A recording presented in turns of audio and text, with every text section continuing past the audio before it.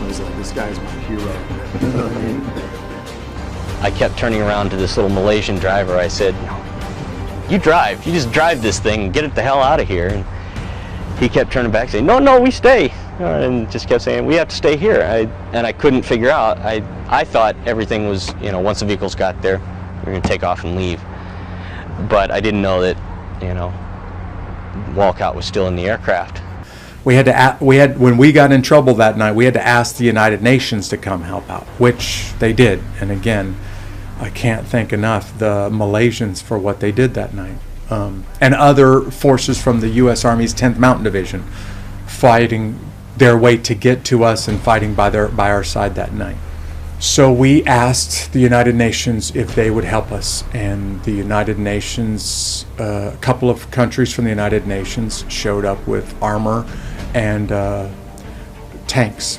The Malaysians came with their armored personnel carriers, and the Pakistanis came with a couple of tanks, and they met us all at our base. And at about 11 o'clock that night, we all drove back out there together.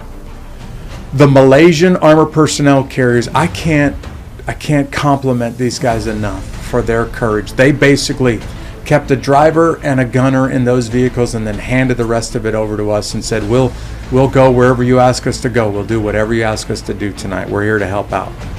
The Pakistanis in their tanks, not so much. They rolled in there, got shot at a time or two, and rolled right back out of there and left the Humvees and these Malaysian APCs in the city streets.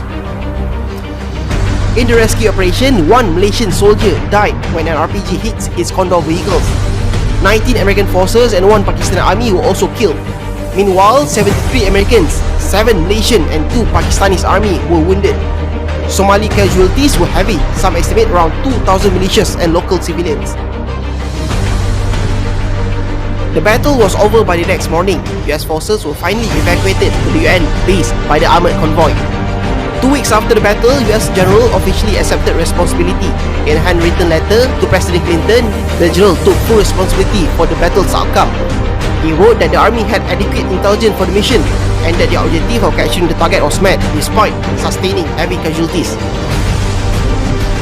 On the Malaysian side, Lance Corporal Mat Aznan Awang was a 33-year-old soldier from the 19th Battalion, Royal Malay Regiment of the Malaysian Army. He was posthumously promoted to corporal rank. While driving a Malaysian Condor APC, he was killed when his vehicle was hit by an RPG in the early hours of 4th October. Corporal Mat Aznan Awang was awarded the Sri Pahlawan Gagah Perkasa Medal for his service.